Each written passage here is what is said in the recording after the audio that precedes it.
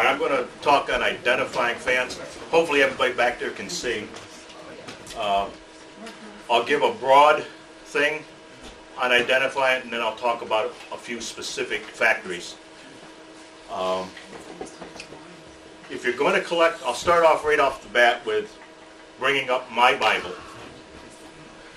And if you're going to collect faience, you want to get copies of either Peter's hardcover books or Johannes's auction books out of Germany. They've got a lot of faience that come up in their auctions, and the books that are put out are what I've been using as my references in trying to learn faience. Peter's books are one of the best things on the market. He's got large photographs, one Stein to a page.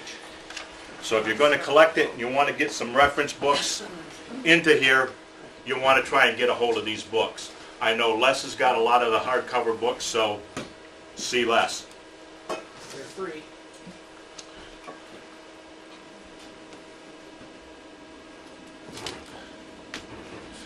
All right, just to give you a quick little background of why faience came about.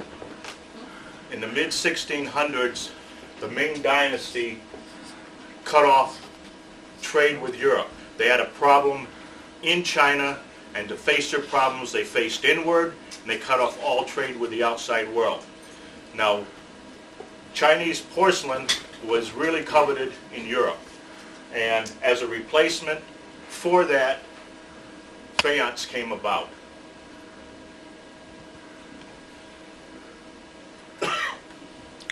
A little bit about the faience production. First, you need a suitable clay recipe. You want something that's not going to break apart as you fire it, and also you want it to have a little bit of texture because it's got to take and adhere a glaze. They're all hand thrown. There's nothing made in a mold, so there's nothing that's going to say they're all the same size. They're all different. They're hand thrown. And the big thing, handle addition. That's how you identify a lot of the faience factories, is by their handle. Once the piece is thrown and the handle is attached, it's fired the first time to about 1,000 degrees C. This dries off all the water, but the clay is porous, so it needs to be glazed. You dip a piece in the glaze, which is a tin oxide, powdered glass, and a flux, and that is going to give you your white background. Then it's decorated with high temperature pigments. They're all metallic: the cobalt blue, manganese violet, iron red, copper green, and antimony gives you your yellow. Then it's fired for a second time to about 1,000 degrees, and the tin oxide and the colors melt together and give you a high porcelain-like finish. Most of the faience is made that way, and I won't talk about the house muller or the muffle-fired pieces in this talk.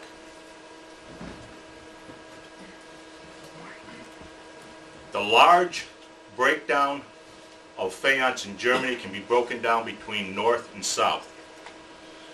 Oh, I almost forgot to get something out.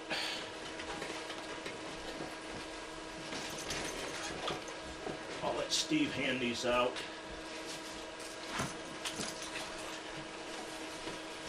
There's a couple of sheets here on north and south that I'm throwing up on the screen that you can pass out, that people can have for reference later.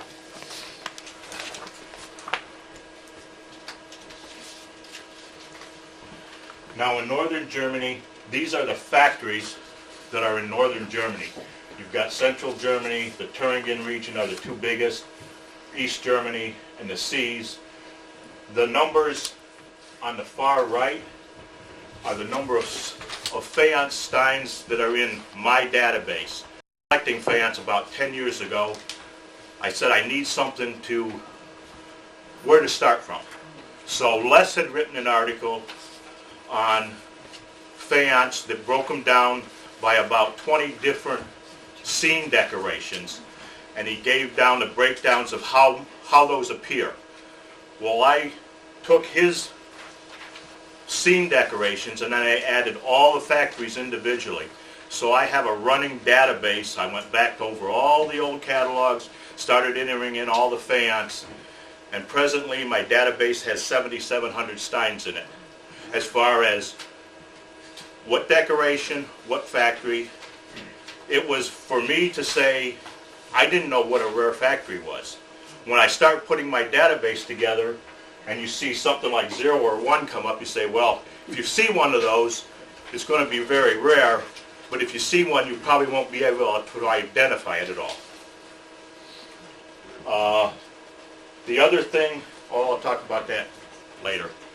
So, in breaking down northern Germany, you do it by the pewter figurations.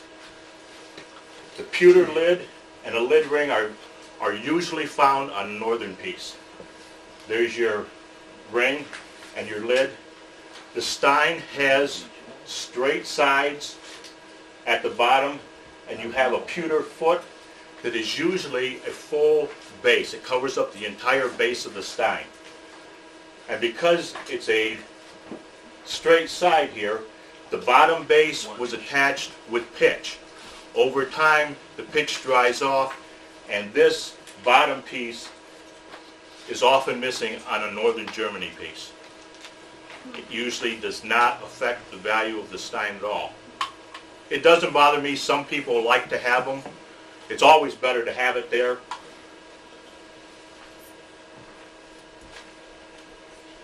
These are your southern German factories. And you can see the Upper Plains region is the most prolific. They have almost 1,800 Steins in my database as far as factories that are produced. The southern German pewter features are the Steins always have a lid, and they may have a lid ring, but often do not. The Stein is usually straight here, whereas the northerns usually have a little cutout for putting on a lip ring. So you can put a ring on the top, but if there's none there, that's probably the way it was made. At the bottom, the Stein has a flared foot. It is not straight, it flares out. You can see this flaring out here, and because it's a flared, rather than putting a full pewter, they put a pewter ring on, so that the bottom of this Stein is viewable, and you can see any marks that can be on a piece. On a northern German piece, if it's covered with a pewter base, you can't find the marks if it does have any. All right, going back to North Germany, this is the central region, and I'm going to be talking about one of the smaller factories, which is Rheinsberg. You can see in the database I only have about 32 Steins, although I picked up a few more to add to my database from Les's collection.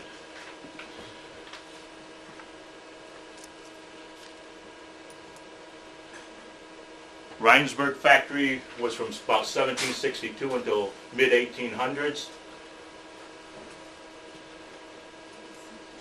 And these are their marks.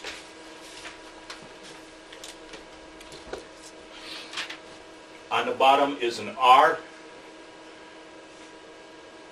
and an L across the bottom, kind of conjoined for Rheinsbeck Ludick.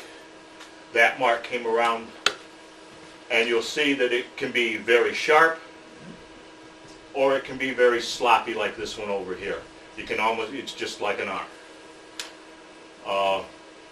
These are the marks. I've got 4 in my collection, and these are the 4 marks from the 4 pieces.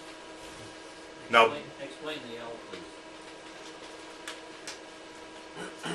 I'm not sure how they come out with the L. It can either be an L across through this way or this, or you can even see it being an L coming down from the R and over this way. Why an L? What's the L stand for?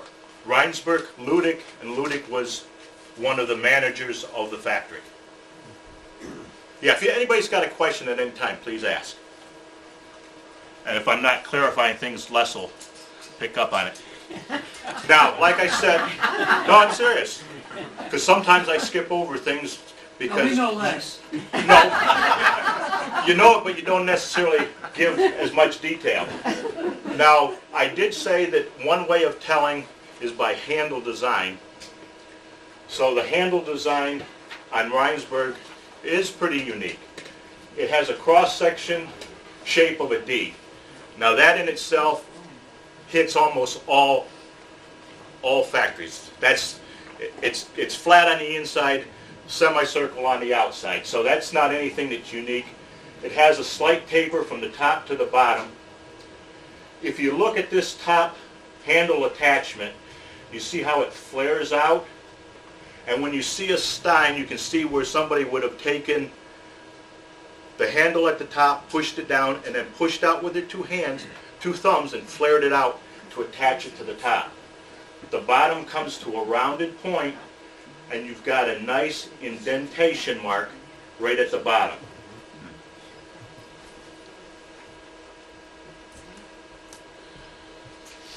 The pewter features, again, being a northern, it's got a lid and a lip ring. It's straight-sided, so it's got a full pewter base, maybe. That's where you'll learn on faience, nothing is 100%. The pewter, bottom pewter is often missing. And in my Steins, I found that Michael Gottlieb Hartert of Stettin in Poland often does the pewter work. I'll show you his marks. These are his pewter marks. You've got an eagle, these words here, there's his name, MGH 1766. And the reason I say that is on my Steins, I've got 4 pieces. 3 out of the 4 have the same pewter. They all have this mark on it. I didn't identify this. I bought a piece from Peter. Peter sent me a little slip in my Stein that says, here's the pewter maker. This is out of a pewter book. And sure enough, the next pieces I found, I bought a piece from a dealer out of Florida. I bought a piece out of New England, a piece from Germany. So they're all over. All 3 have the same pewter. And when I looked at Les's collection, he has a 4th piece. So out of a total between what Les has and what I have, there's 10 pieces, and 4 out of the 10 have the same pewter mark. He's underneath the lid? Yes, these 3 marks are underneath the lid.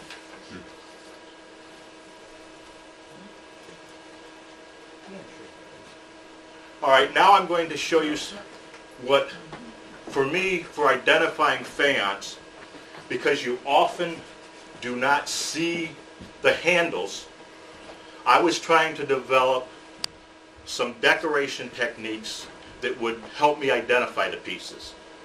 So one of theirs is they've got unique cloud here.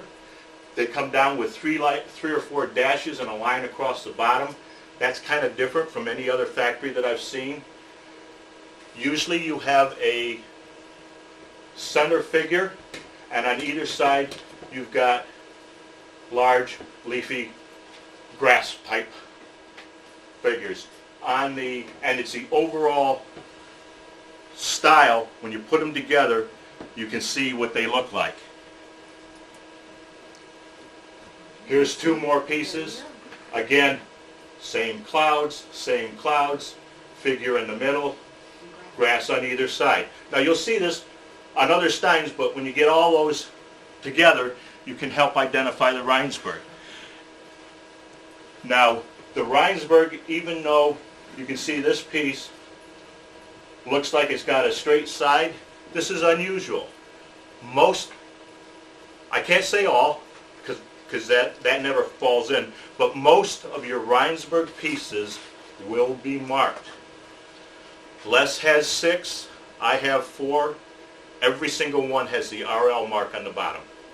And because of that, you'll often find that the ring at the bottom is not a full pewter base, but it's a ring. Even though it's a straight side, the ring is there. I've got 2 rings, and Les has several rings on his pieces.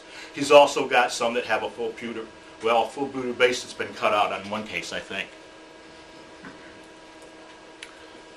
Now another feature that I found to be a little bit different. On the sides usually have this oval down at the bottom. There's a tree on the side, and the palm trees on theirs are unique in that typically when you see a palm tree you have leaves at the top. Well, this has leaves at the top and in the middle, and they're a broad leaf. Again, it's the overall style. Once you see them, you kind of put them together. There's a tree, pine tree in this case. There's another Stein with the side features showing the palm trees.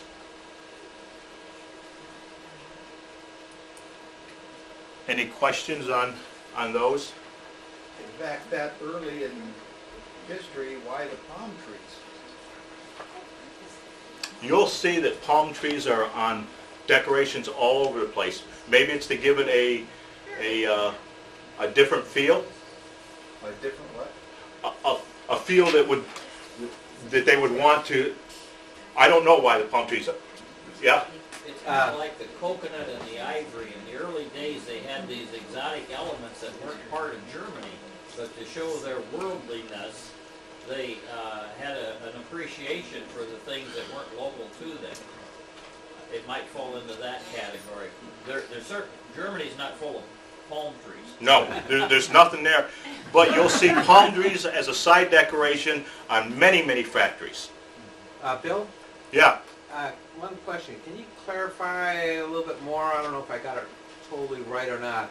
On the base rings, from a full bottom base to just the ring, from what I believe you said before, the full base was in northern and the base rings from the southern? From the Is south, that that's correct? right, yeah.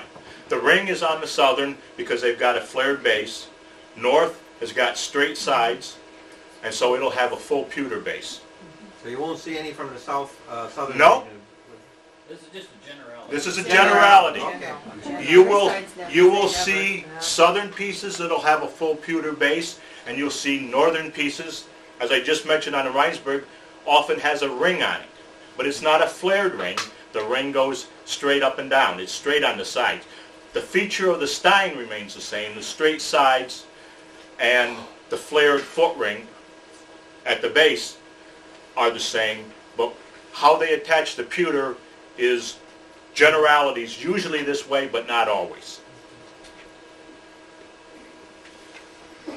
Now I'm going to talk about a factory out of the Thuringen region, and the Thuringen region is probably the hardest factories to identify. If you'll notice, I've got 955 Steins in my database. 493, more than half, are identified just as Thuringen region. When it's Thuringen region, it's one of these factories, but nobody's certain exactly which one it is. You can see the most prolific one is Erfurt, and the others vary as, but these down here will break into one of these, but there's nothing that defines them. They have all very similar handles. So the only thing you can pick up is maybe some decoration techniques. Hardest region to identify. I'm going to talk about Erfurt, which was made in the 1717 to 1792. And they produced, we can identify those easier. This is the Erfurt mark. It's a wheel, or it could be an E. Hoist also had a similar mark, and I have never seen an Erfurt mark on a Stein. Now, I don't know if Ron or Les have run across it, they may have, but I have never seen one. So as far as a factory mark, you almost never see a factory mark. I have decorator marks with their initial, but I've never seen a factory mark. Whereas the Rheinsberg, I identified as almost always marked, Erfurt is almost never marked. So then again, it makes it hard to identify the factory. The handle design, again, it's a handle taper top to bottom. Usually the top is about twice as wide as the bottom. Again, cross section of a D, flat on the inside, semicircle on the outside. The lower handle attachment is either pointed or rounded. But you'll see this on all the Faience Steins, so this in itself does not identify it by the handle.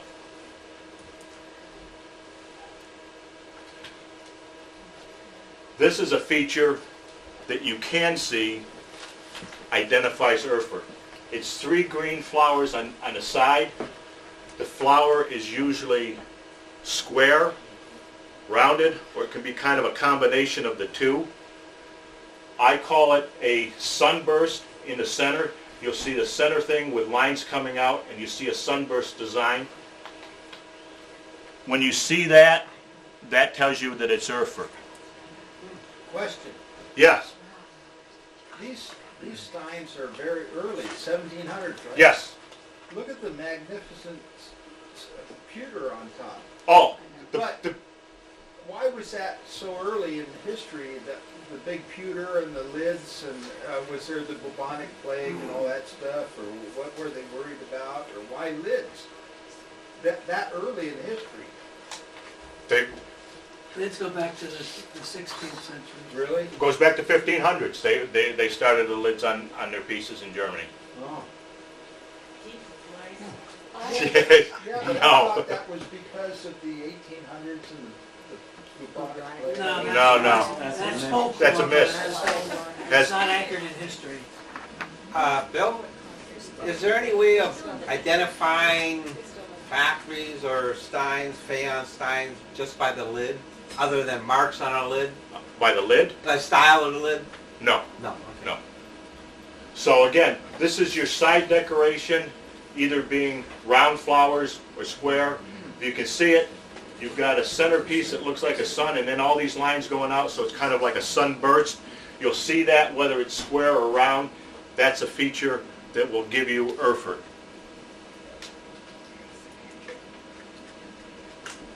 And then the other feature that'll tell you that it is Erfurt is multicolored diagonal stripes on the ground. You see the green, yellow, red, blue stripes at a diagonal going across the piece. That's also a feature of Erfurt. Those are the only two that Les and I talked about when I was here for the weekend that were identifying features that you can look at a photograph, you can see a Stein and say that it's Erfurt. Bill? Yeah. Yeah, it's not that all Erfurt has this, it's that when you You see this, it is It's Erfurt. only one of the many kind of painting styles. Right.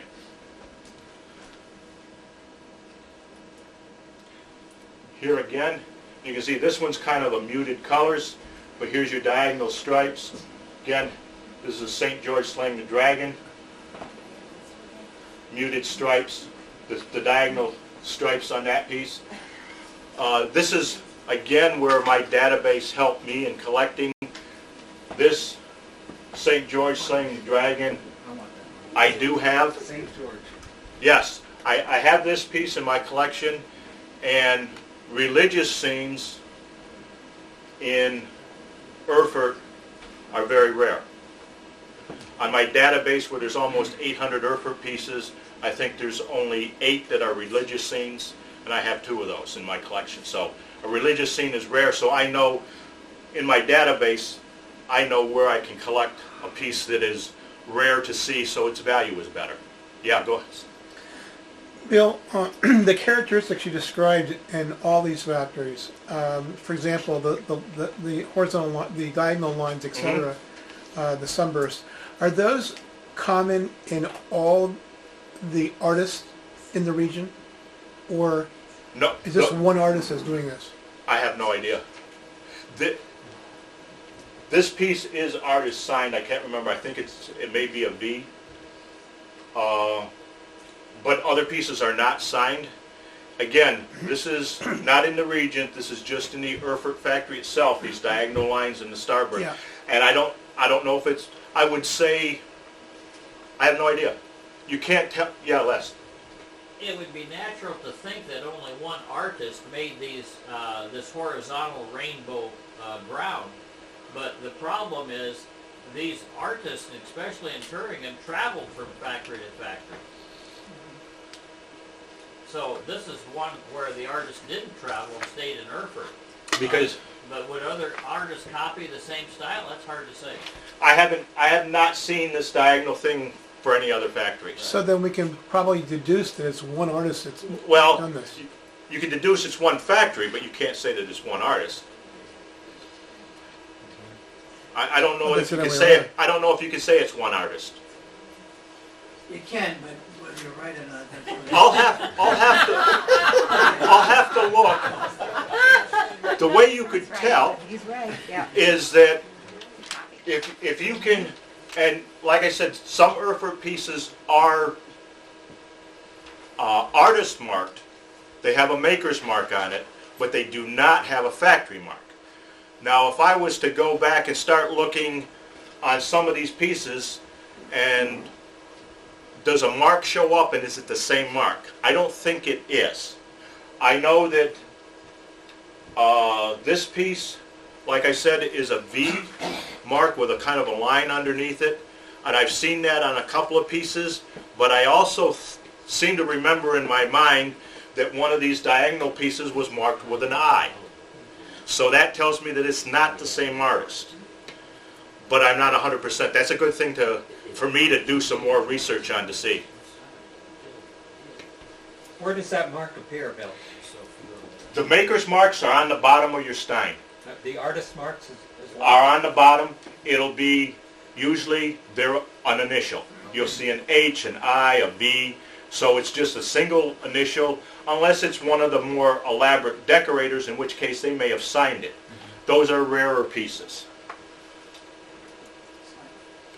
All right, so those are the two factories that I was going to talk about in northern Germany. Now I'll hit a couple of factories in southern Germany. Out of the Upper Plains region, I'm going to talk about the Bayreuth factory.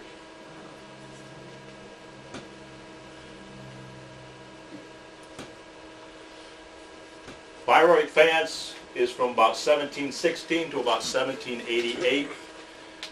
It is one of the factories that has excellent records.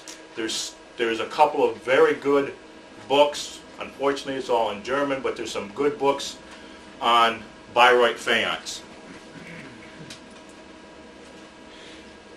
They have some very distinct periods. From 1716 to 1728 is their early period, and there are no marks. Now, just because there's no mark on the piece doesn't mean it's from this period. Because they're not all marked. But there are no marks that identify this earlier period. The first identifying mark is from the Kohler period, from 1728 to 1744. It's marked with a BK. So if you see a BK on the bottom of a Bayreuth piece, you know that it's from that period. From 1745 to 47 is Frankel and Schreck, marked with a BFS. From 1747 to 1760 was Pfeiffer and Frankel as partners in it, marked with a BPF. And from 1761 to 67 was Pfeiffer and the heirs of the Pfeiffer from 67 to 88, and those are marked BP. So you can tell, if you've got a marked piece, you can tell when it was made. One of the few factories in Faience that this is the case. Bill, Yeah. maybe you can just quickly tell them about a privilege, so they understand why there's so many locales making ceramics. Germany was not a big, it was a conglomeration of little lords running the country. And they would grant a privilege to a town of someone being able to make faience. No one else in the town could then make faience. And then each little towns were in competition. They would grant one, and so you're going to see there's what, like close to 90 Faience factories. Now Faience isn't all Steins. Steins is a minor part. They made tiles, they made your normal eating ware, serving dishes, they made huge stoves, 5-foot, 6-foot tall stoves, tiles. So that's all part of the Faience productions, and Steins is a minor part of what they did. These people were part of a local guild, or not? Yes, And there's a Potter's Guild. the Potter's Guild. And the Pewter Guild. The pewter is done separate from the factory, Yeah. and whoever did the pewter was part of the Pewter Guild, yes. These are your 4 marks. Here's your BK, BFS, the BPF, and a BP. This is out of the book because I didn't have a Stein in my collection that had a mark on the bottom. I now have a mark that I can throw up there because I photographed one of Les's. Bill? Yeah. Were all these marks in general in Faience Steins, were they all written on the bottom, or were any of them incised or engraved into the bottom of the base? 99% of them were going to be marked on were painted on the bottom. Okay. And I say that because there's one factory that I know of that's got an impressed mark for a short period of time.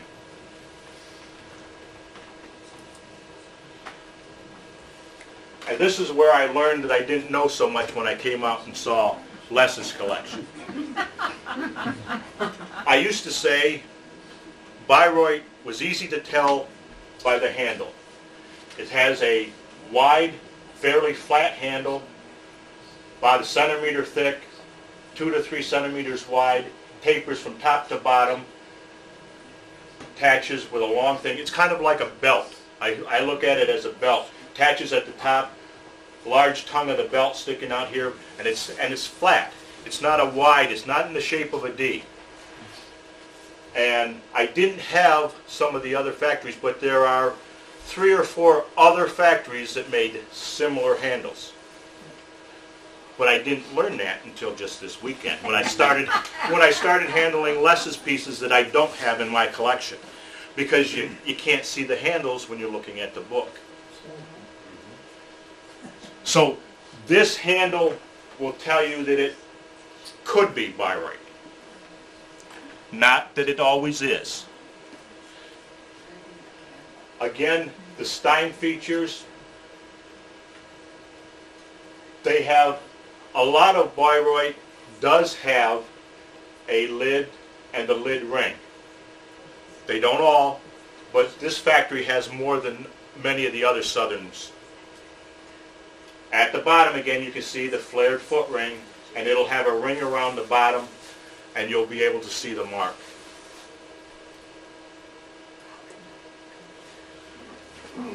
Decoration feature that'll help you identify, again, other factories made it, but they often have what I call a spongeware decorated tree. It'll have 3 or 4, maybe even 5 of these spongeware leaf decorations on the side. And it doesn't matter what the front decoration is. You can see this tree decoration, whether it's floral on the front, an animal on the front, people on the front. So this is often what you see on the side. These are typically 1 liter Steins?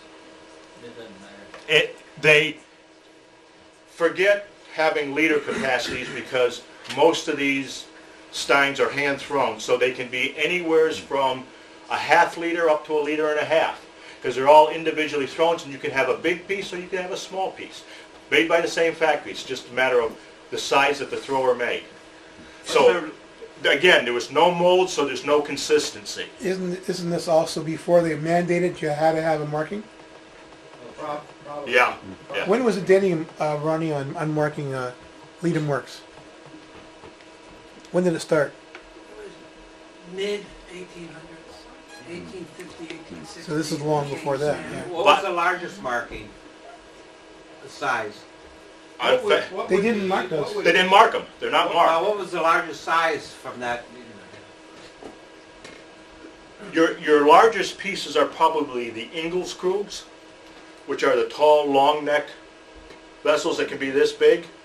But again, they have no capacity marks. That's not part of the thing. Do they have a pouring spout? Zinho Yes. crew does. Yes. Narrow neck jack. But they kind of top out at about 2 liters. You'll find small ones all the way down to miniature size. But 1,700. these are drinking Yeah. vessels, and 2 liters is about as big as they're going to be. Right. Just my size. Not for Dick. Again, if you're looking at Keep talking. looking at the side decorations, you can see here's a floral decoration on the front, here's a bird on the front, and both of them have the spongeware tree. I say a sponge, it looks like it was applied with a sponge, whether it's not. That's what it gives you the appearance on the side of both of these pieces.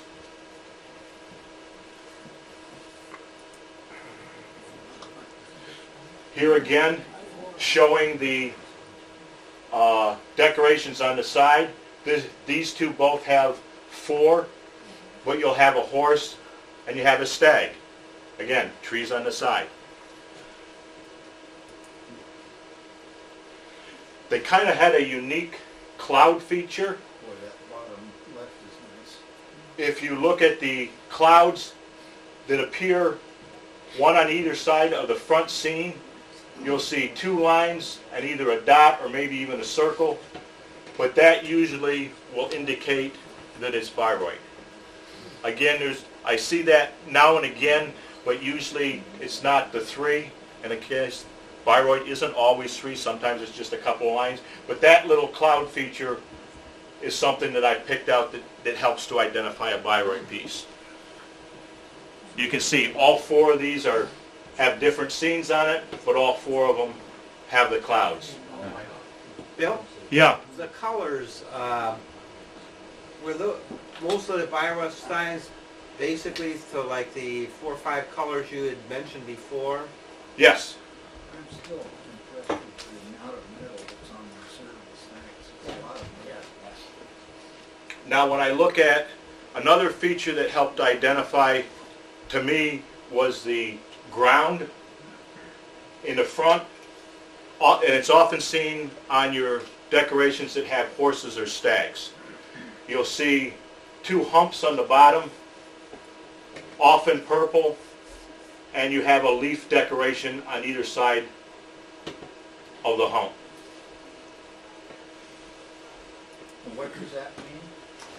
That's just another decoration feature that helps you identify. When you start putting all of these together, then you get more confidence in what you're looking at for a factory, especially if the piece is then marked on the bottom. Again, this shows the 2 grounds, leaf decorations, and this Stein on the right shows another feature. This one also has the leaf decorations rather than the clouds up on either side. This has the leaf decorations on either side where the clouds would be, and that is also a feature that I found is on Bayreuth. I've seen pieces that were misidentified in the catalog, and I said they look like Bayreuth, and then when I get to look at the pieces in my hand, they were with this feature on them. And the last thing I'm going to talk about, during the early period, the Kohler period, is when Bayreuth made their best wares. And during that time, they made something called brownware. It's a reddish brown background. It's made from red clay. If you looked at the bottom of the piece, it's a really red clay, deep red clay. It has a very thin, rectangular shaped handle. If you look at this dash that I put there, that's what the handle looks like. It's very thin for the piece. They're decorated in silver or gold. And most were made during the Kohler period. Very expensive too, right? Very expensive. Les has a beautiful piece of his collection. Les has got everything, huh? Yes. Explain how that gold was put on or taken off. Well, the gold would wear off No, what I mean is, the gold was not painted on. There were sheets of gold put on, and this is Sgraffilio. They cut away the design. Okay. Thank you, I didn't know that. No, that's good. I will add to my collection. Here, this is a piece decorated in silver. And you can see here, here's a side view of the handle. It's tough to often show their handles because a lot of times the pewter work will go over around the strap around the handle. But if you can see the handle, you can see it's very thin. It's very narrow. And it's not very wide. It's only this big. So for a big massive piece, it's got a very delicate handle on it. But they are gorgeous pieces that you don't see very much. They don't come up much. And again, this brownware was made in serving dishes, coffee pots, teapots, serving dishes, some really beautiful stuff. Typical price Take range? that one. What- Price range on these? I don't, 1720 to the 1740s. That early? Yeah, it's early in their time frame that they were doing these. Price range on these? I don't know. Tell them, Les. Well, okay. 20,000, 30,000? No, they're at least $10,000 usually for a piece if it's decorated. Well, I got a cheap one where the silver's almost all Gone. But a good piece is 20 to 30. Bill? Yeah, go back to here. See, this shows you, this piece is a gold piece with almost all the gold still there. So that would bring a high value. 30. Bill, I have a question. Yeah. I was going to ask it at the end, but yeah, Ask. back to there. You touched on the pewter running from the strap down to the bottom of the handle. And I have a question on that. Other Steins, Faience Steins, some of them have the pewter running all the way from the strap down to the bottom of the handle. Can Mhm. you talk a minute on that? Just Is that certain factories or no, you certain can Steins? find it. Depends on what the pewter wanted to do as he was putting the pewter on the piece. It really, some of these, it depended upon who was made for, and he would request it. The more fancier pewter was usually the case of the client, Right. pleasing the client. But Bill, let me ask you a question. Why is this funny thing on the pewter is made out? It looks, what is it? There's no explanation for it. Why is it so funny looking? Why is what's so funny looking about as far as The round thing on top, is it, the thumb Yeah. lip? That's a ball. It's not an acorn, it's not a beer mug, it's, what is it? It's a ball. Style. It's just a style. It's just a ball. A ball. Yeah, and it's a style. You can see them being very fancy. You can see them just being a plain round circle. You can see them much smaller, and you can see them larger than that. Size matters? Size matters. When you see something like this, and then also you'll see on the side, this has I'm got not gonna answer fancy pewter around the edges. Yeah, that's kind of neat. So again, that skirt gives you a little more embellishment to the pewter. You can see that this just isn't a plain pewter. It's got markings on it, engravings, dishes out, so it's not just a plain flat lid. It's got some depth to it and some style cut into it. Yeah. Two questions. Number one, does any thing on the, what do you want to call it, indentations in the pewter and the glamourware of the pewter, anything for the age on that?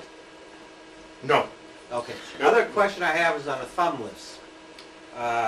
Majority of the, better looking Faience Steins have a thumb lift similar to like that, a little bit more elaborate, but they appear to be almost like hollow in the inside. They are hollow.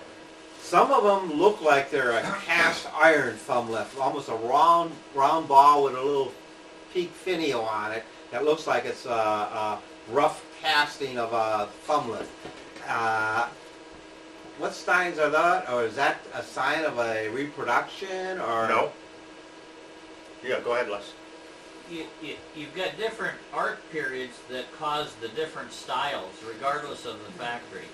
And the style in the early period was for these very large thumb lifts, and they got smaller through the ages. Shrinkage. Not talking about size, I'm talking about texture or cast refounding or a glowing aluminum No, thumb they're, lift. they're all pewter, so it's all made out of pewter. So it's just what the pewter are made. And then, of course, you have the fact that some of the pieces that may have the rougher look to it may have been worn away in the last 250 years. Is there any estimate of how many of these Steins exist? No. There's no The, factory record.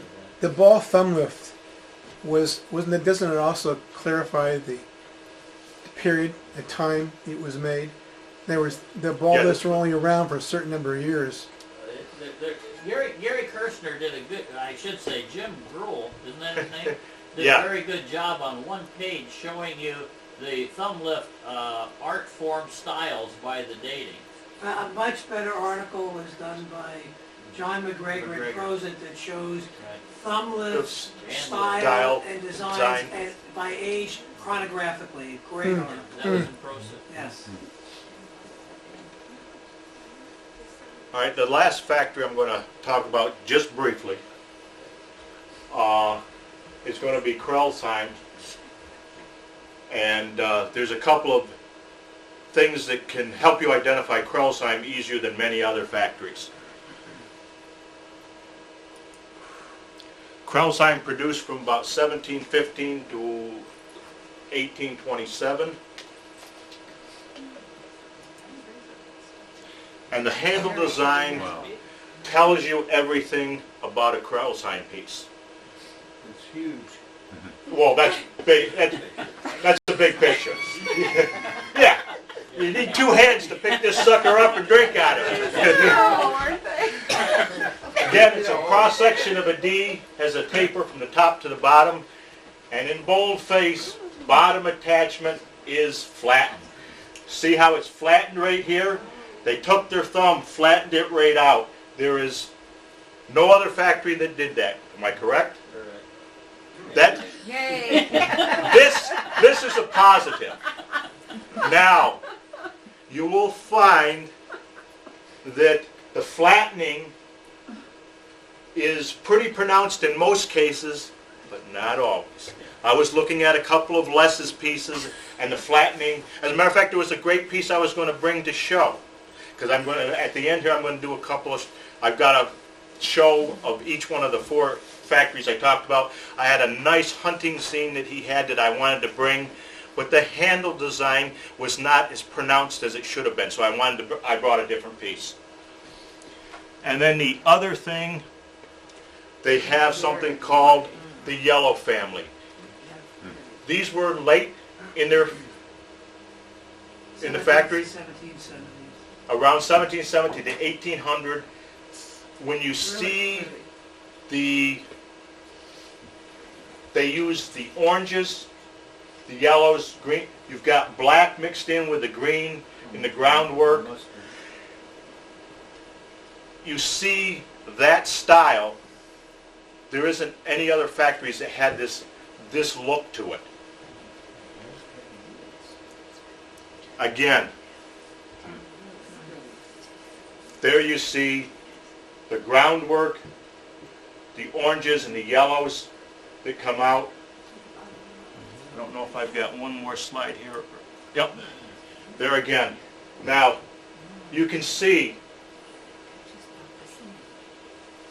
same decoration but different.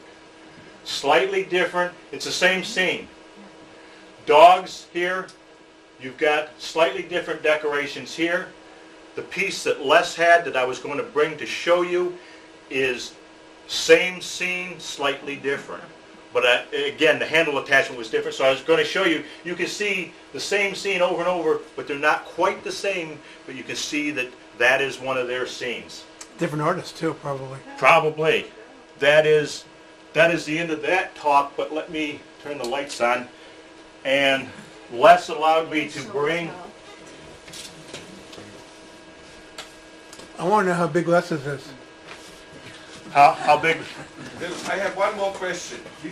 How many beers do you have, Steve? You see all this beautiful color on all those steins. You mhm. think the Germans stole it from the Chinese?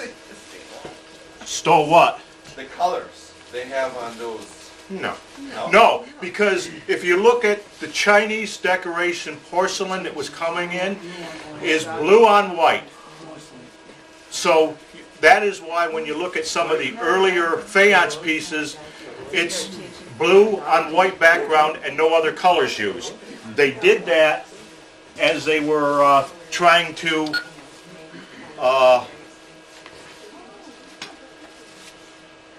imitate the porcelain and give it the feel of Chinese.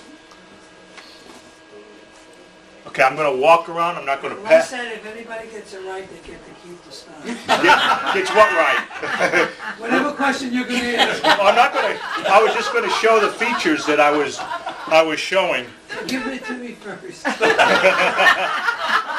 This is a Rhinesburg piece. Again, you can see the cloud decorations. You can see the leaf decorations on either side. This is that palm tree. And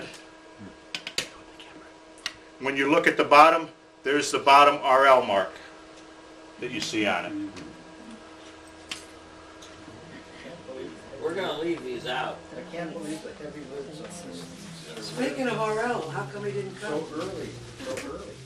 Heavy lids.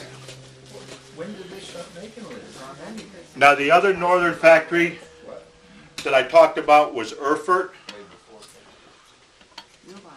This shows you the flowers on the side, the sunburst that you see in the center, and whether it's round or square or what looks like kind of a combination of the two, they always have this sunburst in the center, usually green.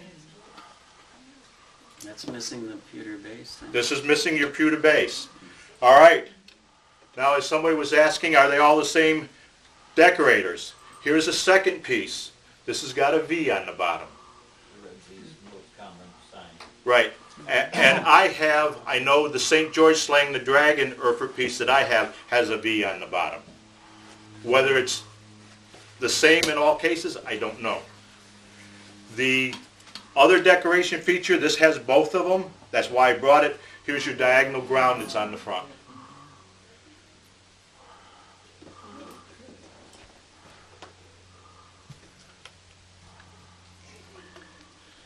Here's a Bayreuth piece. Again, here's your thin strap of a handle. Looks like a belt. Flared foot with a foot ring on it so that it's visible. This has a signature of BFS on the bottom. And here's your sponge tree that's on the side. Along with the cloud feature. 2 lines and a little one up here. So there's actually 3 lines right there in each case. And then the last piece,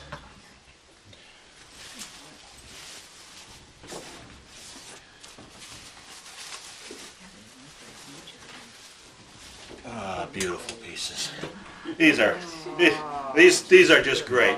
They have very fine, very detailed paintings on these. You see how the colors don't bleed. You see the orange that's down here with the green and the black. Sometimes you'll see more black, but you'll see this goldish orange color in here. And that is their decoration for the yellow family. And when you look at the handle, here's the flat feature. This shows it very nice how it was really flattened out when it was attached at the bottom. Is the lid dated on that? It says 156. That's Les's mark. No, there's no date on this lid at What period is that from, Billy? all. This from about 1775. It's late in their decoration period. And you see, another feature, both of these are southern. Bayreuth had many more that had a lip ring on it. Krelsheim had a lot of pieces that did not. When you see them with a lip ring, doesn't necessarily mean that it's original to the Stein. Because these Steins did not have a lip ring, the rim can get a lot of chips. So if you get a lot of chips on a really nice piece, you take this pewter off, you put a new pewter on that's got a lip ring, and you've covered it up. So it doesn't mean that it's always on there originally. This was done after the If was made? The lip ring? On some of the cases If somebody replaced it, somebody would have replaced it along the way. This one is in very good condition. There's a few minor chip rings, but I have seen some with some fairly heavy chipping around here that you then put a ring over it, it'll protect that. Where do these people get the rings from? Question. A smashed up faience piece? From the fiance. Junk. Yeah. Question. Question. If a lid is dated, what does that mean? When it's dated, it means probably the year that was scratched in, it means nothing. Because it can say anything. I can take a lid today and I can put 1720 on it. That doesn't mean it was made in 1720. More times than not, the date that's on it is when it was passed on to the son, second generation, more times than not. A So lot it's of times 25 years different? It's usually about 20 years Yeah. difference from when it was made, many times. Question. Yeah. In the United States, is there a place to go and see, like museum? I'm talking about, can you visit a museum that kind of like specializes? Yeah, it's over here. Yeah, it's called, it's on Country Isle over here about 6 blocks away. It's called the Les Paul Museum. Seriously. I came out here and I've been staying at Les's house for the last few days, and I have learned more on this trip than I can ever say. Like I said, I learned that I thought Bayreuth handles were unique. Well, as soon as I picked up the first Amberg piece that he had that I have never seen, I said, oh, this I would have identified completely as a Bayreuth piece, except when you turn it over, it is marked with the Amberg factory mark on it. So I learned that there are several factories that have handles different. So I picked up probably information on 6 or 7 factories that I haven't handled. I now know what the handles look like. I have some decoration techniques. I've taken about 400 pictures at Les's house while I'm here. So I've gained a lot of knowledge in coming out and giving you a little bit of knowledge that I have. It came with a big suitcase. Yes. Les has this policy of any guest can pick any Stein that he has to take home with him. And he has this great Bayreuth Exchange program. Right, he has this great Bayreuth Keep piece, him in style. yeah, with gold decoration that I'm going to put in my suitcase when I leave. Bill? Yeah. That's why Might I Let's say- gonna donate this Stein to Ron Fox. Is that what it is? Yeah. Bill, first night I slept over at Les Paul's house, I slept on a couch in his Stein room. And I woke up in the morning and I thought I woke up in beer Stein heaven. That is true. And truly, World War I and World War II took out a lot of our information about this subject. Yeah. You have to go to Europe to see museums that have significant amounts Yeah. of fans. I can't think of one in this country. There's some great things on exhibit once in a while, like at the Met, some stoneware, etc. But in terms of fans in particular, in the city of Erfurt, they have over 800 pieces on permanent display of their Turingen fans. That's what I'm But, talking you about. Yeah. know, that's the exception, and there's hardly there's very few places in Europe that you're going to see a large selection. Right. Bill, where was that where we went to the The one museum that had a good is a Hetchen Museum in Dusseldorf. When I toured, Yeah. we saw theirs, and they had a very nice selection, and all their pieces were really quality that they had in their museum. At least the ones that were out on display. They probably had a lot more in the back room that we didn't get to see. They rotated them. Any other question? I know somebody brought a Faience Stein that they wanted me to look at. Right over here. Right on. Can we turn the lights on? How Yeah. often do you get to see that? Show it to Les first. Don't show it to Dave Lowry. I want to see how big it is. It's got a very, very big head. I wanted that one. Okay, so as you see, where is it from? North or the south? South. Quiet, Ron. No answers, I know. Okay. They're answering. So it's I from figured that out, too. it's from the south. It's got your flared foot ring. It's a floral. Florals are something that I have very few of because florals is your most abundant decoration on faience. The lid is dated 1837. I love the lid. This is a typical. Now you look at the handle. This is a Schretzheim handle. So this is a Schretzheim piece. This is typical of their handle. Tapers down at the bottom. This is also typical of their lids that they have on many of their pieces. This multi-faceted top to the lid. Yeah, I'd never seen one before. I just fell in love with it. Yeah. Thank So- you, Les. It's one of the only factories that has a scratch mark in it rather than a painter's. It looks like a G, a stylized G on the Two bottom. factories did I that. think it's a 6. A 6? I think Well, it's it's a pointed number. at the bottom, though. Go ahead, Ron. Well, the point is, it's one of two factories that consistently scratched Okay. something into the bottom versus a painter's mark or a factory mark. Do you think it's a G or a 6? I go with G. It's either a G or a 6. But I have no idea. Hey, the scratch Could marks, be a J. the scratch marks I was told are denoting the size. And I know that I collect a lot of the small ones where you'll see a 4. As compared to the typical 1 liter, you'll see a 6. There's something I did not know. They're more every meeting. Yeah, What I'll- happens if there's an A on it, Yeah. or a B? That's a dispute. Okay, so there, Thank you. that's a stretch sign. Anybody else have any steins that they brought to show? Nice to have some authorities in the crowd. Different opinions. Yeah, well, now there's just one last comment that I've been told by people that have been in faience a lot longer than I have, that you can get a piece and show it to 3 or 4 experts, and you might have Three or four. one opinion, or you more likely will have 3 or 4 opinions. So again, nothing's really set in stone until you get certain things that you can do, especially if they're marked, but often they aren't marked. So it's all everybody's knowledge. As Les said, I picked up a lot from Les and I talking about features, and I've given him a few features